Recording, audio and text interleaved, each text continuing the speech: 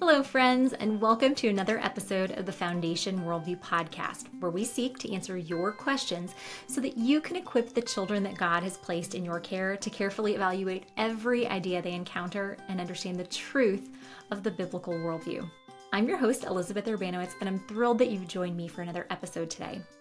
Today's question says, we have decided to homeschool our 3 children, 6, 5, and 3, in light of our current culture. My question is how to approach topics such as gender, same-sex relationships, etc., when it is not something we would naturally have come up in conversation through my children being exposed at school or conversations they may have with their peers. We have wanted to homeschool as a way to not expose our children to topics we feel are not appropriate for their age, but also don't want to be naive to the fact that this is the world in which we live.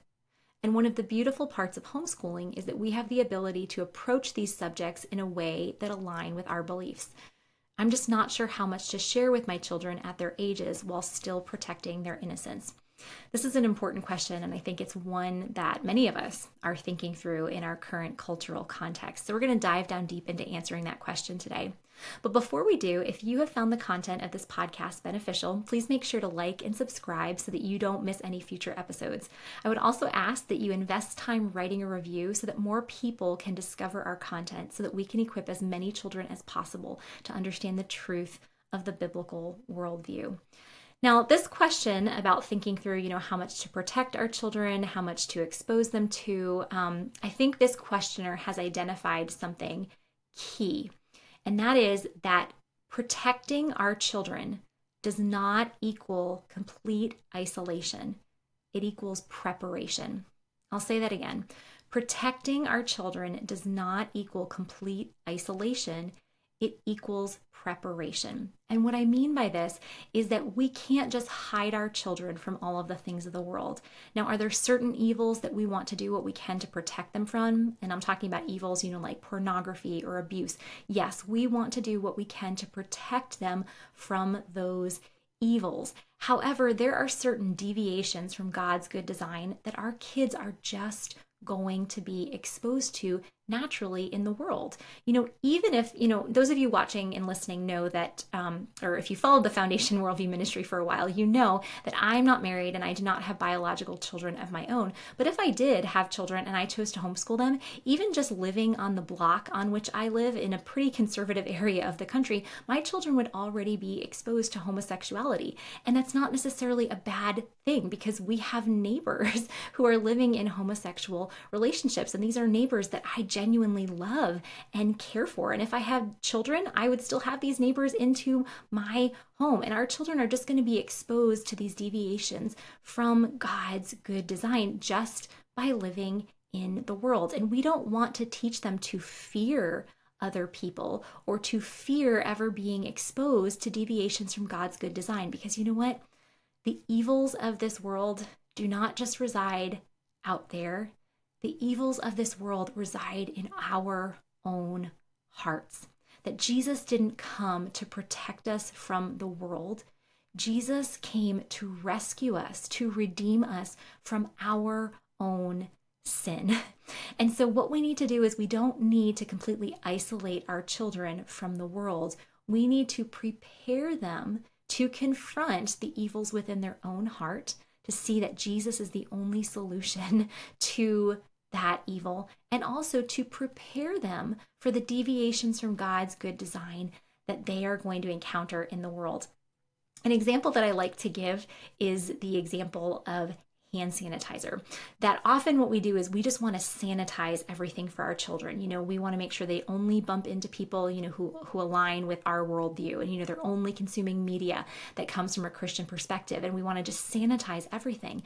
But really, in the long run, that is not healthy. I saw this in my own life. I am a huge germaphobe, huge germaphobe. And my first 3 years of teaching, I got sick so often. And really by your third year of teaching as a teacher, you're supposed to be immune to most viruses and bacteria because you've been exposed to so much. But by my third year of teaching, I was on 8 different rounds of antibiotics before we even hit Christmas break. And eventually I went to the doctor and I said, okay, I don't want to be on any more antibiotics. I want to find out, what is the root cause of this problem? And the doctor sat down with me and asked me a bunch of questions. And one of the questions he asked me was, how often do you wash your hands? And I said, well, I teach in a mobile classroom, which is a glorified way to say I teach in a trailer. And I said, I don't have a sink in the classroom, so I use hand sanitizer. And he said, well, how often do you use hand sanitizer? And I was like, at least 50 times a day. And he said, okay, herein I think lies one of your issues here. He said, hand sanitizer is good before you're about to eat some food or before you're about to, touch your eyes, nose, and mouth. But he said, using hand sanitizer that many times throughout the day is not healthy, because what's happening is as you sanitize your hands, you are killing all of the bacteria and viruses, and you're not allowing your body to get exposed to those germs in small doses. So therefore, when somebody comes up and sneezes in your face, you're going to succumb to whatever they just sneezed on you because you're not immune. He said, what I want you to do is I want you to try to wash your hands instead of using hand sanitizer. He said, and I only want you to wash or use hand sanitizer before you eat or before you touch your face. Now, as a germaphobe, that was very hard for me. However, I took his advice seriously, and I did not get another sinus infection for over 5 years. And I think this is similar to what we have to do with our kids, that if we constantly sanitize everything for them, one day when they are exposed to ideas from other worldviews, they're going to very easily succumb to those ideas or become infected by them. Where if we can expose them to these ideas in small doses and help them critically evaluate these ideas from the lens of the biblical worldview, then they're going to have a chance to see why these ideas don't align with God's good design. For those of you who have gone through either Foundation Biblical Worldview Curriculum with kids 4 on up, Foundation Comparative Worldview Curriculum with kids 8 on up, or Foundation Careful Thinking Curriculum with kids 10 on up, this is exactly what we're seeking to do in those 3 curriculums. We are seeking to expose kids to the biblical worldview and some of the alternate worldview ideas so that they naturally become immune to those ideas. So now the questioner is specifically talking about ideas related to gender and sexuality. And now this topic is particularly confusing, 1, to understand, and then 2, to know how to talk with our kids about, because there are so many different angles to it and things are constantly changing. As I'm recording this podcast, we here at Foundation Worldview are actually working on developing a curriculum for kids 4 on up called God's Good Design, where we're going to help them understand what is God's good design for our bodies, for our minds, for gender, for sexuality, for marriage, for family, and so that they understand what the positive biblical theology is of these topics, but then also understand what are deviations from these things and why are they deviations from God's good design.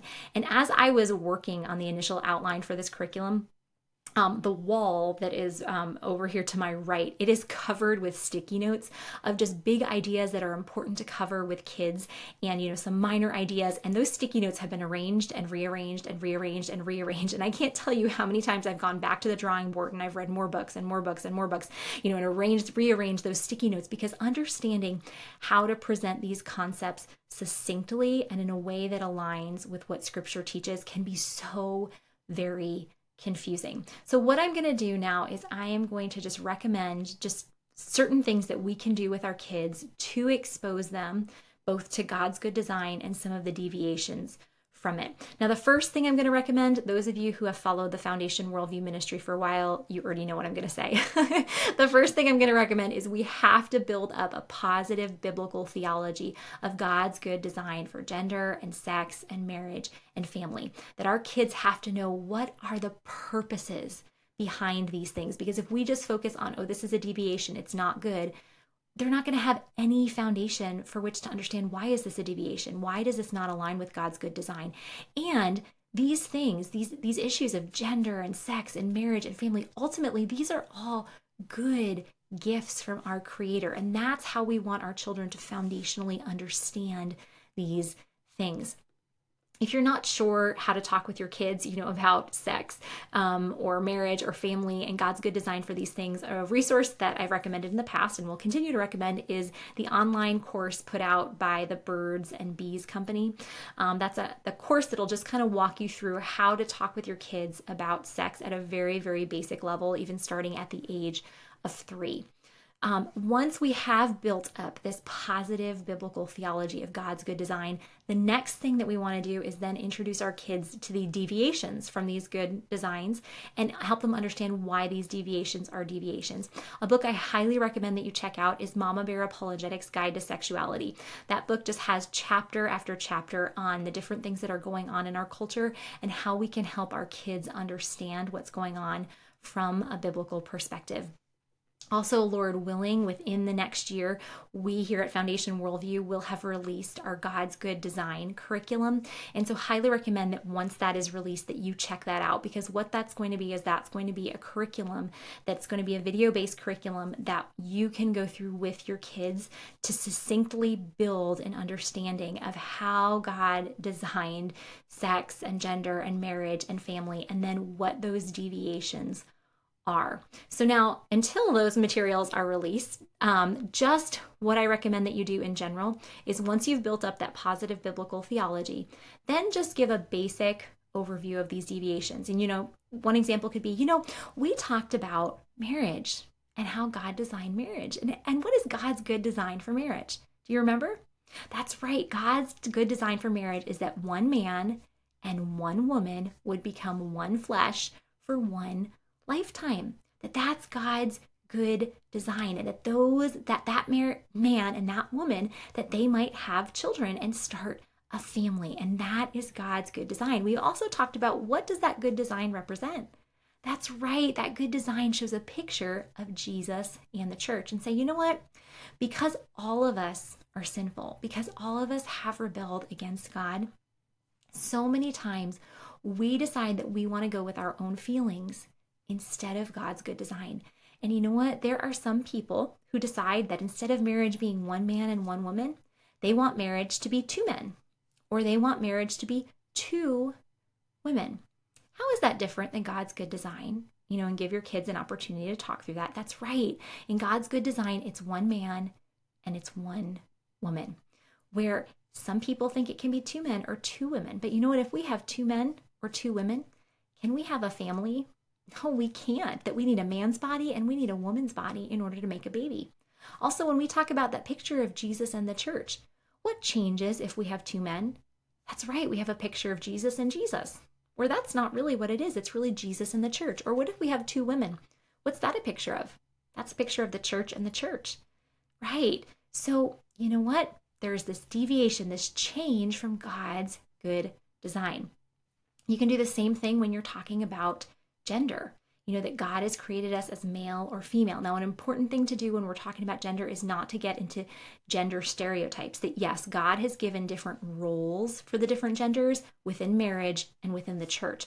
However, what a person enjoys doing, what a person is gifted at, what a person's personality is like, that is not confined to certain rough gender stereotypes. So we want to make sure that we're rooting gender actually in what the Bible says, not going beyond that in what the Bible does not say. And once we've gone through these different deviations, then what we want to do is we want to provide a game plan for what to do when we see these deviations in public. Because when you're working with little kids, whatever comes into their mind comes out of their mouth. And so I recently just heard a friend, she told me that they were in a situation where it was actually, I think it was a grandmother and a mom were with two kids, and her son was playing with the mom's son. And he looks up at the grandma and the mom, and he assumes that it's two moms. And he shouts out, in front of everybody, "Mom, they have two moms," which was not the case. It was a grandma and a mom. But we know that this is very possible that, once we talk about these things with our kids, especially little ones, whatever they're thinking might come out of their mouth. So we're going to have to give them a game plan for, what do we do when we see someone who is living not according to God's good design? Are we going to tell that person? No, because that's not our role right now to tell them, that what they're doing is wrong. There are situations, where we as adults, where we do want to have these conversations because we love others, but we don't want to focus on the fact that, homosexuality or transgenderism is wrong, because that person's, their biggest sin is not homosexuality or transgenderism. It's unbelief. It's the fact that they're not reconciled in their relationship to God. But we want to help our kids understand that, they're not in a position where they're supposed to just go around telling everybody that what they're doing is wrong. And so just if we can give our kids a catechizing phrase, okay, so, every time they bump into somebody, where it maybe is a family with two mommies or a family with two daddies, or it's a man who is living as if he's a woman or a woman living as if she's a man, that a phrase that they can say, that they're not going to say it out loud, but they're going to say it in their head, and then they're going to run up to you and whisper it in your ear. Maybe they see two mommies and they can say, God designed marriage for one man and one woman. God's design is so good. And they're going to say it in their head, and then they can come to you as soon as they see you, and whisper that in your ear. Or, if they see a man who is presenting himself as a woman, God designed us as male or female, and God's design is so good. So giving them something that they can do when they encounter that. And with little kids, you're going to have to practice this at home. You're going to have to model it. You're going to have to practice it. And then talk with them about loving others. That we don't want to just go around and look at this person is sinning in this way, or this person is sinning in that way. Because you know what? Homosexuality and transgenderism are not the only sins. We have a lot of sin residing in our own heart. That doesn't mean we justify other sin, but it does mean that we are to love others through pointing them to the truth of the gospel. And so we want to make sure that we are always training our kids to love others. And this means having our non-Christian neighbors over for dinner into our homes. It doesn't mean that we just allow whatever they want to happen in our homes, but it does mean that we love them. We invite them into our homes. So I think these are just some basic guidelines that we need to remember, that protection does not equal complete isolation. It equals preparation. And then we need to build up the positive biblical theology, introduce the deviations, and give our kids a game plan for then when they are exposed to those deviations.